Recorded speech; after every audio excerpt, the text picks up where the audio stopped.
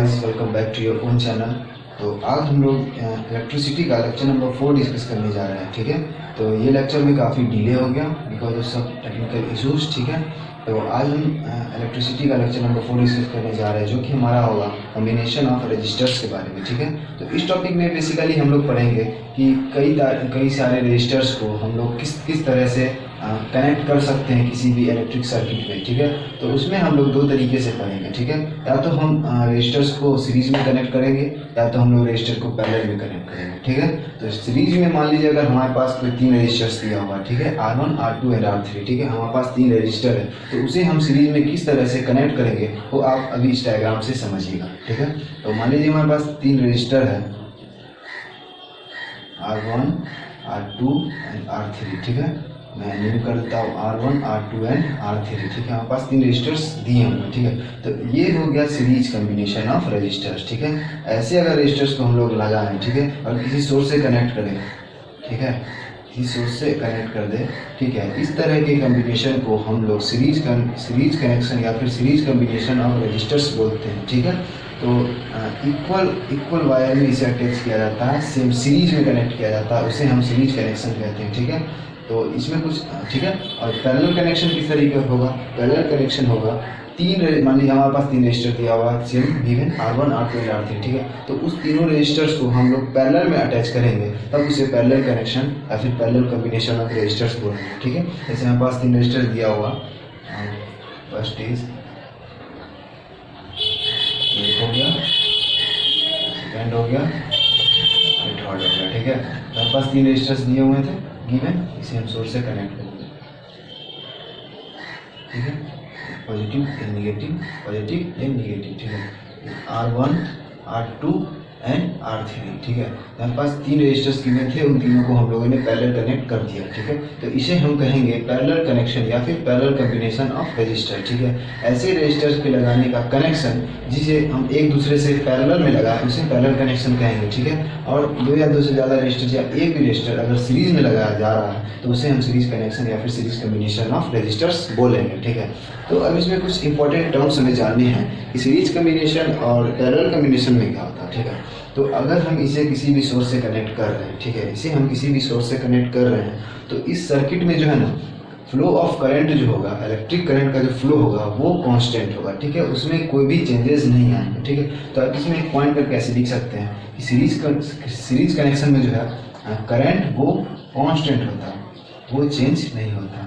ठीक है, R1 के पास भी उतना ही करंट जाएगा, ठीक है, R2 के पास भी उतना ही करंट जाएगा, R3 के पास भी उतना ही करंट जाएगा, जितना करंट हमें ये सोर्स प्रोवाइड कर रहा है। ठीक है, जितना सोर्स हमें ये इलेक्ट्रिक करंट प्रोवाइड करेगा, जितना इलेक्ट्रिक करंट मिलेगा हमें सोर्स से, ठीक है, उतना ही करंट हमें तीनों रजिस्टर्स में एंड फाइनल करंट उतना ही वापस आएगा। ठीक है, तो इसमें सीरीज कनेक्शन में जो है इलेक्ट्रिक करंट वो कांस्टेंट होता है, एंड इसमें जो है पोटेंशियल डिफरेंस मीन्स वोल्टेज जो है, इसमें वोल्टेज वेरिएबल होता है। ठीक है, इसमें वोल्टेज वेरी करता है, इसमें वोल्टेज चेंज होता है। तो एक पॉइंट आप ऐसे करके लिख सकते हैं, इसमें जो है वो चेंज होगा, वोल्टेज इसमें चेंज होगा। ठीक है, R1 के पास कुछ और, मान लीजिए R1 के पास V1 वोल्टेज आ रहा है, R2 के पास V2 वोल्टेज आ रहा है, R3 के पास V3 वोल्टेज आ रहा है। ठीक है, तो वो तीनों वोल्टेज अलग अलग होंगे। ठीक है, अलग अलग रजिस्टर्स के पास अलग अलग वोल्टेज आएगा, बट करंट जो है वो सेम रहेगा, करंट तीनों रजिस्टर्स के पास सेम रहेगा। ठीक है, तो अगर हमको किसी न्यूमेरिकल्स में, ये काफ़ी इंपॉर्टेंट बातें हैं न्यूमेरिकल्स के लिए, आपको जाना जरूरी है। ठीक है, तो अगर हमें न्यूमेरिकल्स में अगर कोई भी क्वेश्चन ऐसे पूछा जाए कि आपको तीन रजिस्टर्स दिया गया, ठीक है, 1 ओम 2 ओम 3 ओम, ठीक है, तीनों का वैल्यू दे दिया। ठीक है, तो आपको बोला जाएगा कि इसका इक्विवेलेंट रेजिस्टेंस निकालिए, इक्विवेलेंट रेजिस्टेंस कितना होगा, टोटल रेजिस्टेंस कितना होगा वो निकालिए। ठीक है, तो सीरीज का एक फॉर्मूला होता है टोटल रेजिस्टेंस निकालने का, वो होता है R equivalent is equal to R1 plus R2 plus R3। ठीक है, तो इसमें जो है सभी रजिस्टर्स को, जितना रजिस्टर्स दिया हुआ आपको उन सभी के वैल्यूज़ को आप जोड़ दीजिए, डायरेक्टली जोड़ दीजिए, उससे आपका टोटल रेजिस्टेंस या फिर रेजिस्टेंस इक्विवेलेंट आपका निकल कर आ जाएगा। ठीक है, बट इनके अब आते हैं हम लोग पैरेलल कनेक्शन के केस में। ठीक है, पैरेलल कनेक्शन के केस में जो होता है वो, इसमें फर्स्ट पॉइंट आप ये लिख सकते हैं, इसमें जो करंट है वो चेंज होता है। इसमें जितना सोर्स से हमें करंट मिला है, ठीक है, सोर्स से जितना हमें करंट मिल रहा है, ठीक है, तो इसमें जो है ना R1 के पास कुछ और करंट जाएगा, R2 के पास अलग करंट जाएगा, R3 के पास अलग करंट जाएगा। ठीक है, तो इसमें जो है इलेक्ट्रिक करंट चेंज होता है, बट इसमें जो है वोल्टेज वो कांस्टेंट होता है, इसमें जो है वोल्टेज वो कांस्टेंट होता है, ठीक है। तो ये काफ़ी इंपॉर्टेंट बात आपको न्यूमेरिकल्स में काफ़ी हेल्प करेंगे ये सारी पॉइंट्स, ठीक है। तो पैरेलल कनेक्शन में जो है करंट जो है वो चेंज होता है और वोल्टेज जो है वो कांस्टेंट होता है, ठीक है। वोल्टेज तीनों रेजिस्टर के पास सेम ही जाएगा, मान लीजिए V वोल्टेज आ रहा है, ठीक है। तो अगर यहाँ V है इसके पास भी जाएगा, इसके पास भी जाएगा, इसके पास भी, ठीक है। यहाँ जाएगा I1, I2 एंड I3। इसमें पैरेलल में जो है करंट चेंज होगा बट वोल्टेज कांस्टेंट रहेगा, यानी in series case current same रहेगा और वोल्टेज चेंज होगा, ठीक है। इसके पास V1, V2, V3 अलग अलग वोल्टेज आएगा, ठीक है। तो अब पैरेलल में अगर आपको इक्विवेलेंट रेजिस्टेंस निकालने के लिए क्वेश्चंस मिले या फिर पूछा गया, ठीक है, तो इसमें का फॉर्मूला होता है आपका 1/R equivalent is equal to 1/R1 plus 1/R2 plus 1/R3, ठीक है।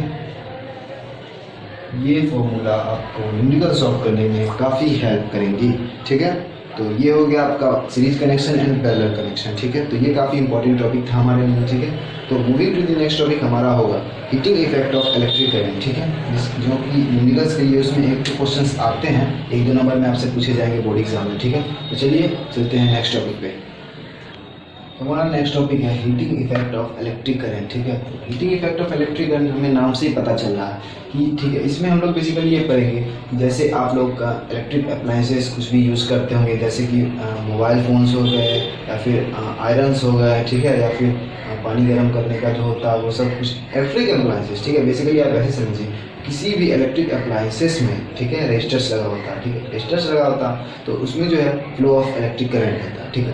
तो उसे जो है अगर किसी भी डिवाइस को, किसी भी इलेक्ट्रिक अप्लायंसेस को अगर आप कंटिन्यूसली यूज़ कर रहे हैं, ठीक है, कंटिन्यूसली उसमें जो है फ्लो ऑफ करंट हो रहा है, फ्लो ऑफ चार्ज उसमें हो रहा है, ठीक है। तो वो जो है इलेक्ट्रिक अप्लायंसेस वो वार्म अप हो जाता है, वो हीट अप हो जाता है, ठीक है। आप लोग ऐसे देखे भी होंगे अपने घर में, ठीक है, किसी भी इलेक्ट्रिक अप्लायंसेस अगर ज़्यादा देर तक आप चला रहे हो तो वो जो है हीट हो जाता है, ठीक है, वो गर्म हो जाता है। तो वो इसमें का क्या फेनोमिना है, ये heating effect of electric current ही उसमें होता है, ठीक है, यही फेनोमिना। तो आप इसमें ऐसे लिख सकते हैं कि इलेक्ट्रिक अप्लायंसेस, सिंपली वर्ड में आपको मैं बता रहा हूँ, इलेक्ट्रिक अप्लायंसेस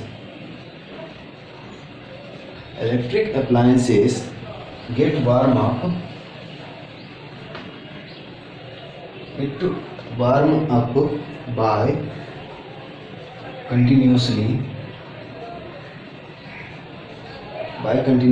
works, ठीक है। किसी भी इलेक्ट्रिक अप्लायंसेस को आप कंटिन्यूसली वर्क कर रहे हैं तो वो जो है वार्म अप हो जाता है, वो हीट हो जाता है। वो इस फिनोमिना की वजह से होता है heating effect of electric current. वो जो है इलेक्ट्रिक करंट का हीटिंग इफेक्ट की वजह से वो वार्म अप हो जाता है, ठीक है। तो बेसिकली इसमें इतना ही पढ़ना है और इसका जो एक फॉर्मूला बनता है हमारा, ठीक है, जो कि न्यूमेरिकल्स में कभी कभार पूछ लिया जाता है, ठीक है। तो इसमें हमारा, ठीक है, तो इसमें जो है ना heating effect of electric current जो है इंपॉर्टेंट टर्म मैं आपको बता देता हूँ। Heating effect of electric current तो एच से डिनोट करते हैं, ठीक है, ऐसे डिनोट करते हैं। एच जो है वो डायरेक्टली प्रोपोर्शन होता है वोल्टेज की, ठीक है, फर्स्ट पॉइंट ये हो गया। एच जो है वो डायरेक्टली प्रोपोर्शन होता है वोल्टेज की, ये फर्स्ट इक्वेशन, ठीक है। आप ऐसे भी लिख सकते हैं H directly proportion to V, ठीक है।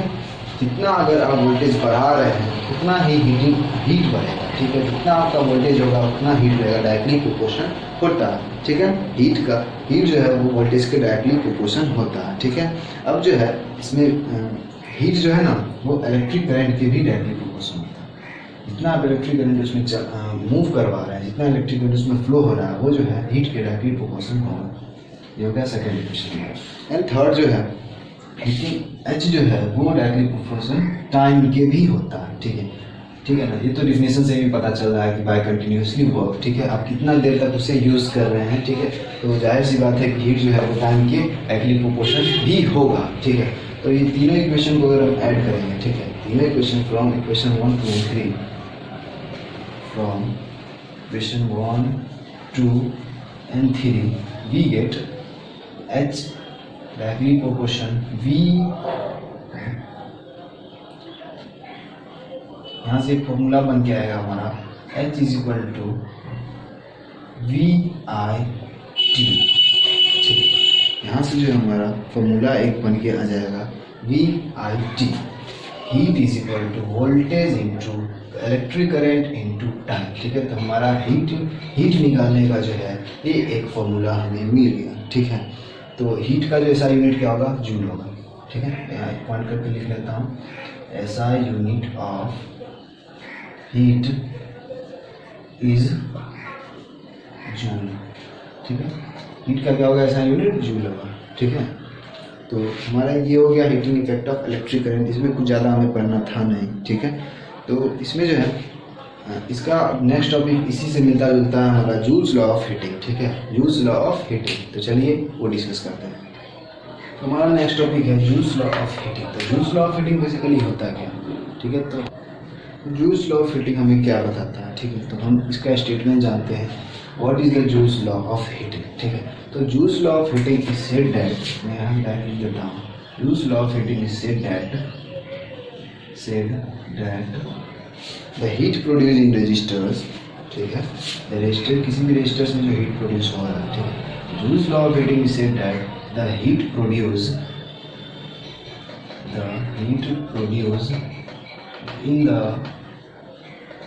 in the resistor, ठीक है। Joules law of heating said that the heat produced in the resistors is directly proportion to the square of electric current, ठीक है। उस रेजिस्टर से जो इलेक्ट्रिक करंट प्रोड्यूस होगा उसका स्क्वायर, ठीक है। उसका स्क्वायर किसके डायरेक्टली प्रोपोर्शन होगा, हीट के, जो कि रेजिस्टर्स में प्रोड्यूस हो रहा है, ठीक है। इलेक्ट्रिक करंट के स्क्वायर के डायरेक्टली प्रोपोर्शन होगा एंड रेजिस्टर्स के रेजिस्टेंस की डायरेक्टली प्रोपोर्शन होगा, ठीक है। रेजिस्टर है तो रेजिस्टेंस भी तो कुछ होगा ना, तो हीट जो है वो रेजिस्टेंस के डायरेक्टली प्रोपोर्शन होगा, ठीक है। डायरेक्टली प्रोपोर्शन रेजिस्टेंस के होगा and as well as time के भी डायरेक्टली प्रोपोर्शन होगा। हम लोगों ने देखा ही था कि heating effect of electric current किस वजह से होता है, कंटिन्यूसली यूजिंग के वजह से। कंटिन्यू वर्क करेंगे किसी पे तो उसमें heating effect of electric current generate होगा, ठीक है। तो ये हमें जूल्स लॉ ऑफ हीटिंग यही बताता है कि जूल्स लॉ ऑफ हीटिंग से the heat produce in the resistor is directly proportional to the square of electric current, resistance and time, ठीक है। तो इससे हमें फॉर्मूला ये बनेगा, एच डायरेक्टली प्रोपोर्शनल क्या हो रहा है, एच स्क्वायर आई स्क्वायर पे, ठीक है। एच डायरेक्टली प्रोपोर्शन हो रहा है किसके, रेजिस्टेंस की, ठीक है। एच डायरेक्टली प्रोपोर्शन किसके हो रहा है, टाइम की। तीनों इक्वेशन को अगर हम ऐड करेंगे, तीनों इक्वेशन को ऐड करें, हमें यहाँ पर मिल जाएगा H is equal to I square R T. ये हमारा हीट निकालने का एक फॉर्मूला मिल गया, ठीक है। ये हमें हीट निकालने का फॉर्मूला मिल गया आई स्क्वायर आर टी। इससे हम किसी भी न्यूमेरिकल्स में हीट निकाल सकते हैं। पिछले टॉपिक में हम लोगों ने देखा था H is equal to V I T, उससे भी आप हीट निकाल सकते हैं। एंड अगर ये चीज़ अगर आपको गिवन दिया होगा किसी क्वेश्चन में तो आप ये फॉर्मूला पुट करके हीट निकाल सकते हैं, ठीक है। तो इसका भी ऐसा यूनिट क्या हमने लिख ही दिया था, एसआई यूनिट। एसआई यूनिट क्या होता है इसका, जूल। एसआई यूनिट जूल होता है, ठीक है। तो आज के लेक्चर में बेसिकली इतना ही हमें पढ़ना था, ठीक है। तो हम लोगों ने क्या क्या पढ़ लिया, कम्बिनेशन ऑफ रेजिस्टर्स के बारे में, heating effect of electric current and as well as Joule's law of heating, ठीक है। तो ये टॉपिक जो था ना हमारा combination of resistors, heating effect of, ये इसमें जितने भी हम लोगों ने फॉर्मूलेज देखे, ठीक है। जैसे रेजिस्टर्स में हम लोग देखा सीरीज में R1 + R2 + R3, पैरेलल में देखा 1/R1 + 1/R2 + 1/R3। ये सारी फॉर्मूला जो है ना हमें इस चैप्टर के मेन बोल सकते हैं आप इंपॉर्टेंट न्यूमेरिकल्स में काफ़ी हेल्प करेंगे और आपके एग्जाम में जो है ना इसी टॉपिक से ज़्यादा क्वेश्चन पूछे जाते हैं, ठीक है। एक सीरीज बना के दे दिया जाएगा सर्किट, उसमें काफ़ी सारे रेजिस्टेंस निकलते हैं, कुछ पैरेलल में कुछ सीरीज में, ठीक है। आपसे पूरा इक्विवेलेंट रेजिस्टेंस पूछा जाएगा, रेजिस्टेंस पूछा जाएगा, इलेक्ट्रिक करंट पूछा जाएगा, वोल्टेज पूछा जाएगा, ठीक है। तो अगर आपका ये टॉपिक का कंसेप्ट अगर क्लियर है तो आप इस चैप्टर के सारे न्यूमेरिकल सॉल्व कर देंगे आसानी से, ठीक है। तो आज के लिए इतना है, मिलते हैं नेक्स्ट लेक्चर में। हमारा होगा इलेक्ट्रिक पावर, ठीक है, इलेक्ट्रिक एनर्जी, ये सब हम लोग डिस्कस करेंगे नेक्स्ट लेक्चर में, ठीक है। तो आज के लिए इतना ही। अगर वीडियोस पसंद आई तो लाइक एंड सब्सक्राइब जरूर करें एंड शेयर जरूर करें, ठीक है। तो मिलते हैं नेक्स्ट लेक्चर में, तब तक के लिए गुड बाय।